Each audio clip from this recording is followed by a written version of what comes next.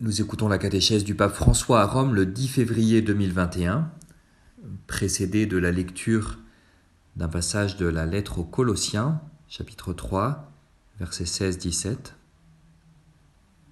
Que la parole du Christ habite en vous dans toute sa richesse. Instruisez-vous et reprenez-vous les uns les autres en toute sagesse. Par des psaumes, des hymnes et des chants inspirés, chantez à Dieu dans vos cœurs votre reconnaissance. Et tout ce que vous dites, tout ce que vous faites, que ce soit toujours au nom du Seigneur Jésus, en offrant par lui votre action de grâce à Dieu le Père. La parole du Pape. Cari fratelli e sorelle, Chers frères et sœurs, buongiorno. bonjour. Nella catechesi precedente abbiamo visto come la Dans la catéchèse précédente, nous avons vu comment la prière chrétienne est ancrée dans la liturgie. Nous mettrons en lumière aujourd'hui comment, à partir de la liturgie, la prière peut revenir constamment à la vie quotidienne, dans la rue, dans les bureaux, les moyens de transport, et là se poursuit le dialogue avec Dieu. Celui qui prie, c'est comme celui qui est amoureux. Il porte toujours dans son cœur la personne qu'il aime, où qu'il se trouve. En effet, tout est assumé dans ce dialogue avec Dieu. Toute joie devient un motif de louange. Toute épreuve est l'occasion de demander de l'aide. La prière est toujours vivante dans la vie, comme un foyer ardent. Même quand la bouche ne parle pas, le cœur parle. Toute pensée, même si elle peut apparaître profane, peut être imprégnée de prière. Même dans l'intelligence humaine, il y a une dimension de prière. Elle est en effet une fenêtre vers le mystère.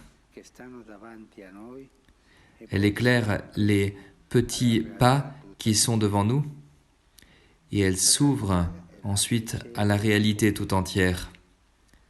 Cette réalité la précède, la dépasse. Ce mystère n'a pas un visage inquiétant ou angoissant, non. La connaissance du Christ nous rend confiants.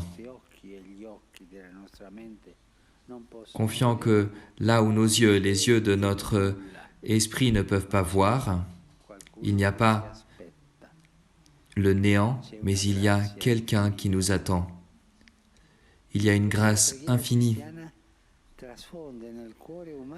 Ainsi, la prière chrétienne donne au cœur chrétien une espérance invincible. Quelque expérience que nous puissions traverser sur notre chemin, la prière peut la transformer en bien.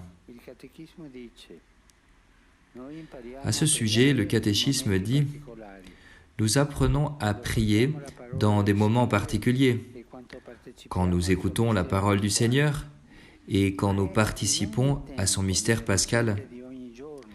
Mais en tout temps, dans les événements de chaque jour, nous est donné son esprit pour qu'il puisse faire jaillir la prière. Le temps est dans les mains du Père, et c'est dans le présent que nous le rencontrons, ni hier, ni aujourd'hui, ni demain, mais aujourd'hui. Aujourd'hui, je rencontre Dieu. Il y a toujours l'aujourd'hui de la rencontre. Il n'y a pas d'autre jour merveilleux que cet aujourd'hui que nous sommes en train de vivre. Il y a des gens qui ne font que penser au futur, ça sera meilleur, mais qui ne prennent pas l'aujourd'hui comme il vient. Ce sont des gens qui vivent dans l'imagination. Ils ne savent pas toucher le concret, le réel. L'aujourd'hui est réel, il est concret. Et la prière, elle a lieu aujourd'hui. Jésus vient à notre rencontre aujourd'hui.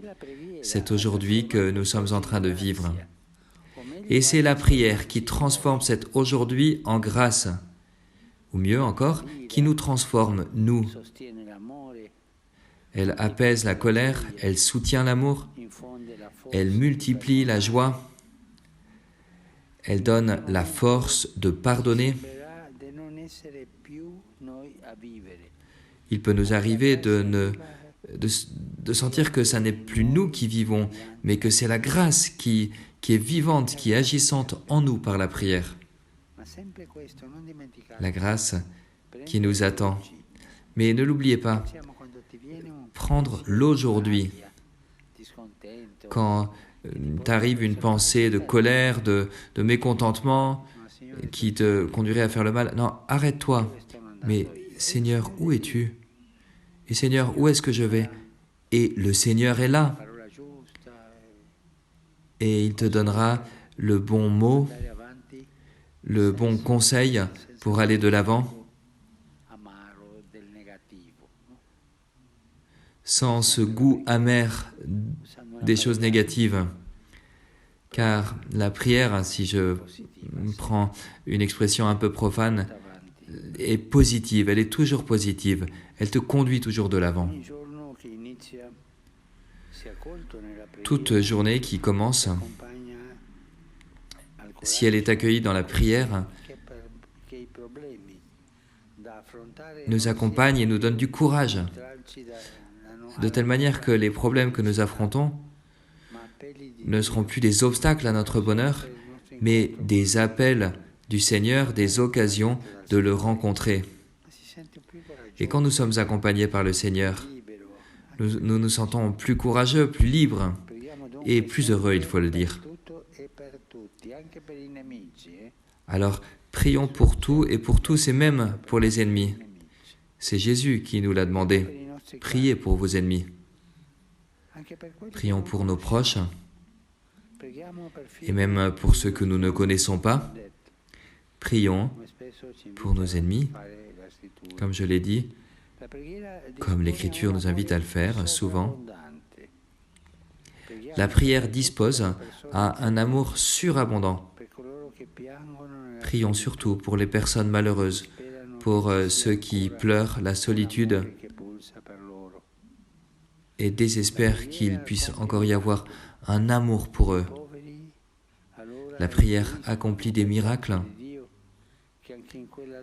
Les pauvres ont l'intuition, font l'expérience que même leur situation de précarité,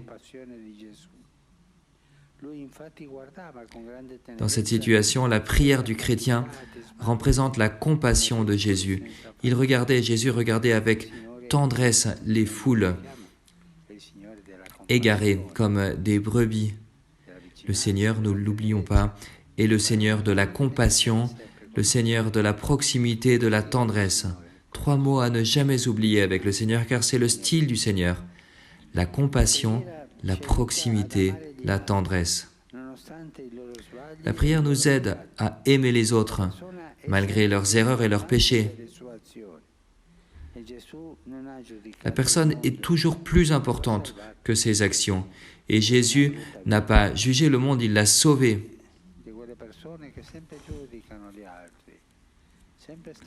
Les personnes qui passent leur temps à juger les autres ont une vie triste. Elles passent leur temps à condamner, à juger. Mais leur vie est triste.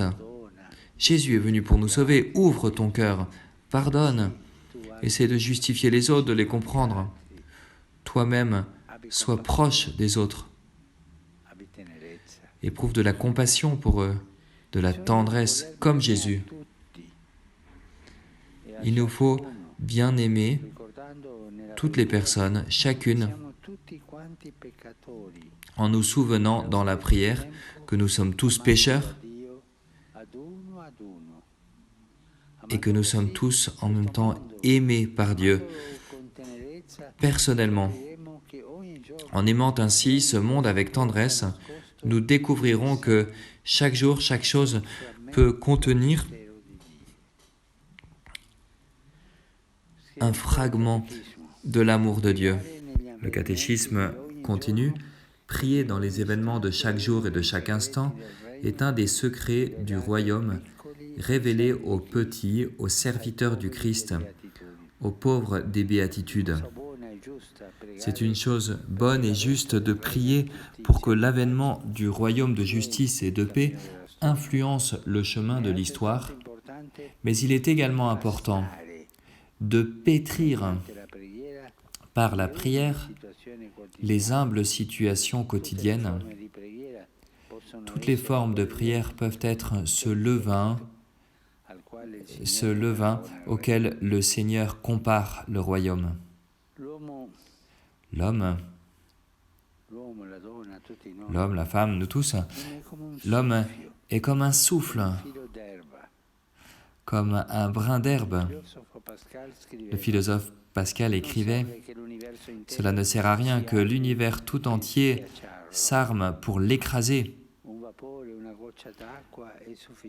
Un souffle, une goutte d'eau est suffisant pour le tuer.